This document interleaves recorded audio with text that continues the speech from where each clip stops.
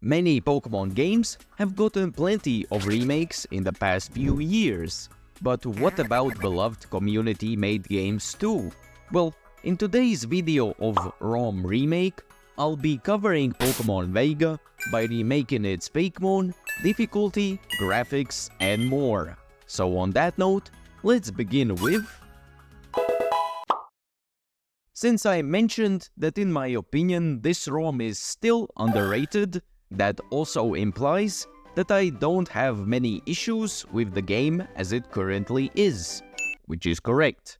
Though, like the toxic but true saying goes, there's always room for improvement. Starting off with graphics-based changes first, then more technical things later in the video, I exercised and reinforced what I learned in the previous ROM remaking video by giving the text box a slightly new look, but decided to make a new HP box right after due to it being the same as the usual. After giving it a minty green look that matches the theme that the game already has, I give a thumbs up for the protagonist not just being Grit or a very simple copy of him, so I leave those sprites alone. Even though the default battle background is already changed compared to the usual, I wanted to use the opportunity and tried out replacing it with a newer, more in-depth version instead, applying the same mentality of trying new things for the sake of, well, trying new things. I also take a shot at reconfiguring the party screen and summary screen with some green mint elements like before, keeping the theme alive. Still feeling a bit more motivated, I try out making a new bag and its menu to learn more about the inner workings of this aspect. Going over all of the changes one last time to make sure that everything works like intended and has no issues. Now that we have dipped our toes into the game's graphics, why not switch it up a bit and tackle the main appeal of ROMs like this next? Keeping the name true, our first fakemon up for redesigning is a starter from the game's selection. If you have seen the previous episodes, you may have noticed that the last few have been the grass starters. So, ignoring the fact that I really wanted to remake the grass option once again, I chose the fire starter for the sake of diversity, which is also known as the fire steel Astignite. While clearly having some resemblance to the Skylander Blast Zone, Astignite seems to be actually based on robots and knights.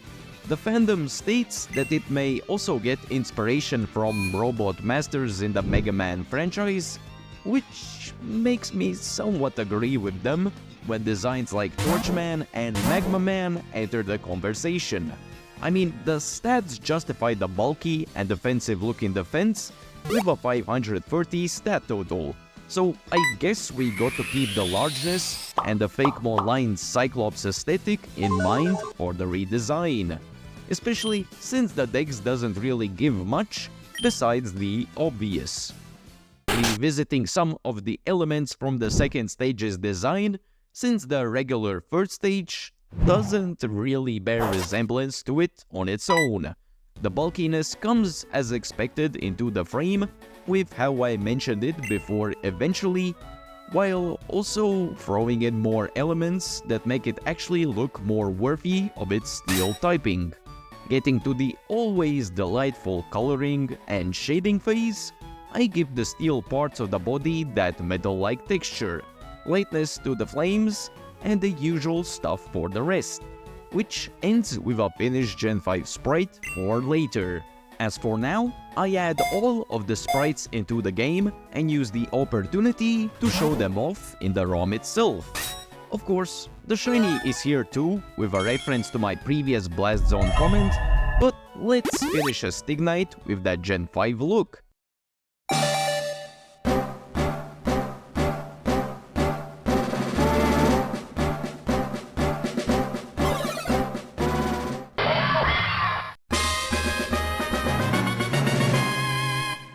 Ah yes, now that's how you turn up the heat. But what about doing something more than remaking for the next? Deciding to try something new and a bit more than just remaking, I choose Wispload for the sake of experimenting and giving it a new evolution, since it felt like it could use one. And that it apparently was planned to be a free stage line, but that's besides the point. It itself turns out to be a pure fire type, but the design moves it an opportunity to make it fire ghost upon evolving is too obvious to not already mention. As for evolving, it needs a firestone to do so, but with an incoming new evolution, I just make it necessary for the final stage instead, and make Willis evolve on level 30 instead. Despite it already having quite the immaculate stat total for a seemingly simple Pokemon, the existence of Archaudon will never make me second guess the ability of getting an evolution ever again. So it seems more than fine enough. But most important thing of all, before being able to make an evolution, what is it based on? Not getting much really from the dex entry, I instead use the ever-reliable Vega fandom page as my source. Wispload has some resemblance to Mario and Luigi's boss, Cackleta's Soul. After some comparison, I wouldn't dare to disagree. So using it as reference for the final stage could be beneficial. Getting to the designing phase with all of the data now being covered, I instantly bring up the Mario and Luigi boss as a reference, yet end up making the shape and body more unique eventually, making sure to keep elements of the fire typing with a fire core that originates from the used firestone that powers fiery wisps around it, referring to Wispload's entry about them having minds of their own. As for the color, I made the palette more bright and spiced up due to its core now being a light source and illuminating through its body. Finally, I decided to give this new evolution the name Phantonate, since it was the name for the scrap design for the line. Seemed fitting, no? With Phantonate now implemented, what could be a better way of showing it off than with evolving Wispload and using it in battle right after? Of course, the shiny sprite and menu sprite are here too, but with a double whammy for the new stage is having a Gen 5 sprite too.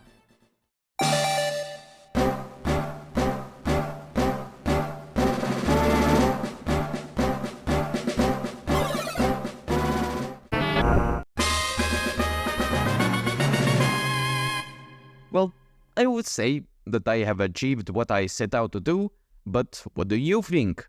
Oh, and maybe you had a better idea for a remarkable fakemon too?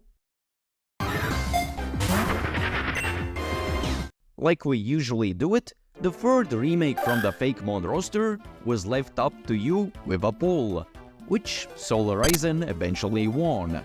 So just like that, let's see if there's a deeper reason for it. Or y'all thought it just looked like the most remake-worthy? Actually, that reminds me, I have a Patreon with exclusive content where you can see exclusive updates and sprites, direct access to all my existing and upcoming sprites, random other stuff and more, which you can see down below.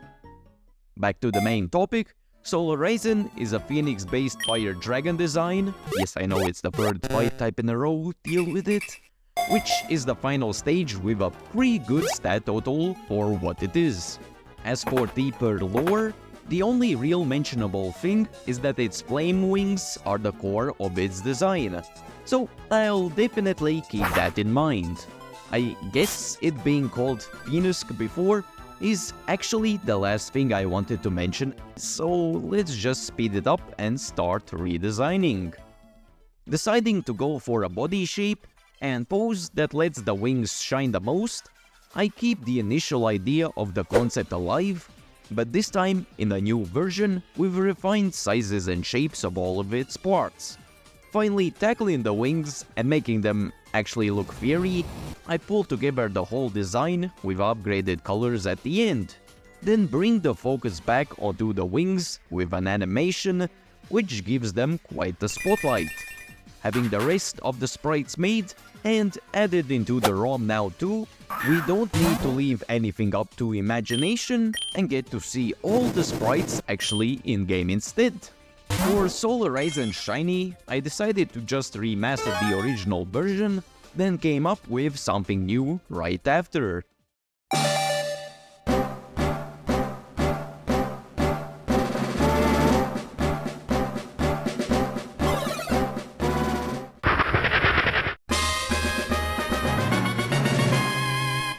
Now that's what I call rising from the ashes. But still doesn't change the fact that it's time for more. With the graphical aspect of the ROM covered, and using the small pause from Remaking Fakemon, let's take a peek at the technical aspect of the game, and let's see what's worthy of a change. Going over the move list, and seeing that there are plenty of new custom moves, I felt a bit inspired and wanted to try adding some new ones myself, ending up with me adding a few moves like this. Still, playing around in a similar category of changes, I also scrolled down the list of in-game items and experiment with trying to add some new ones myself. Turns out, there still was some new graphics making energy in me after all. Rolling over to the probably expected technical aspect of reviewing the ROM's trainer battles, I revamp or improve any teams that lack moves, have weird builds, or are needlessly weak with things like almost no IVs in general. But of course, that also includes me adding a handful of my own custom trainers across the game wherever it feels the most necessary. Remembering that the game is probably older than a good chunk of people watching, I go and give adding fairy type into the game a shot, which eventually somehow works out in the end. Of course, that still means that I need to go back and make Pokemon and moves that fit the theme be fairy type now too. But now that we got the less visually pleasing, yet still interesting side of the ROM covered, let's close out the video with the best Vega Fakemon remakes that I saved for last. When it comes to Vega, Machu is one of those designs that you have seen, yet never knew what its origins were. Pretty much something similar to View and Chaos Black in other words. Though, since we got that now cleared up, let's see what's under the hood for this muscle mountain. Besides the justified glazing that a Vega fandom page does, Machu is obtained by evolving Pikachu once again with even more friendship. Hooray! Anyways, you would think that at first sight that the stats are pretty good for what it is, only to realize that Raichu still outranks it by a 10-point bigger total. I guess 130 attack doesn't come without sacrifice. Putting the page's memeing and off-guard catching Pokédex entry aside, there isn't really that much left to look at, so it looks like we'll need to get a bit creative. Since Machu is pretty much known for the sake of it being unreasonably beefed up, the only real correct option for redesigning it would be doing it in the style of a similar meme, the ripped starter figures.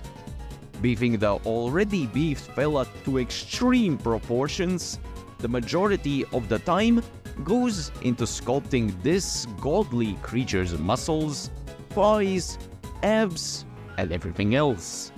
Adding shading to this sprite like no other before, I take advantage of Pikachu's small color pool to add more shades of yellow into the mix and go further beyond.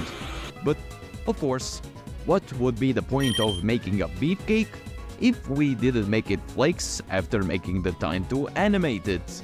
But most important of all is to see the final result and all the gains in the GBA format itself, not shying away from also seeing the back and icon too.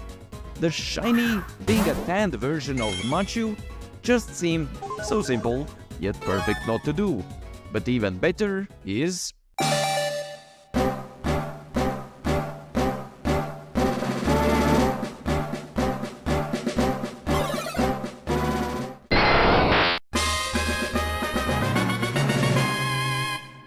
Now, keep your socks on. There's actually one more design left, and of course, it will be the best. Just like any old Pokemon journey, there's a special Pokemon that awaits you at the end. So, continuing the tradition for the series once again, the last one left is a legendary, which also doubles as the mascot for the romhack in this case too. Nemea is a steel type, which is the leader of the Meteoric Legends legendary trio, like you could expect with its appearance as a legendary and the one that's featured in the title screen, the majority of plot and events in the game, while also the explanation for the fakemon themselves, all happens with Nemea being in the center for all of it. Having a bit smaller, still somewhat impressive stat total to back its reputation up. The deck's entry states its horn as the main source of its power. To be honest, the current horn doesn't seem like the most fierce part of design, so let's be sure to keep that in mind for later. Digging a bit deeper, or in this case scrolling down more, Nemea is mostly based on Greek mythology's Nemean lion. Well, I think that's good enough for me to get started on a new design. Instantly going for an upgraded horn like I mentioned, I follow that up with a more fierce pose. Then draw the rest of the body with a higher tier lion physique in mind and make the mane more defined. Having some fun with actually needing to worry about the palette size restrictions for once, I play around with which colors I want to use and how they complement each other. Eventually, despite the design's scaled-up complexity compared to the previous ones, the finished sprite comes together faster than you can say eeny, meeny, miny, moe.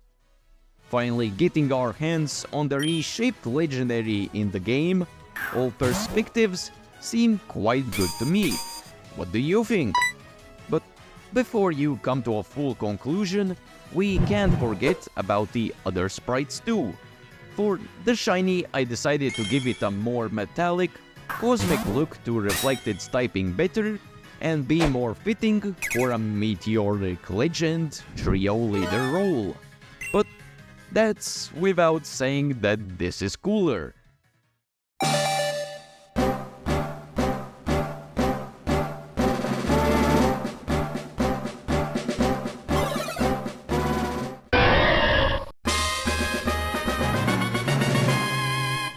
Wherever you may be, Nemea fans, I hope I made y'all proud. And that does it for another episode of ROM Remake. Be sure to rank the remade fakemon in the comments and how they compare to the originals.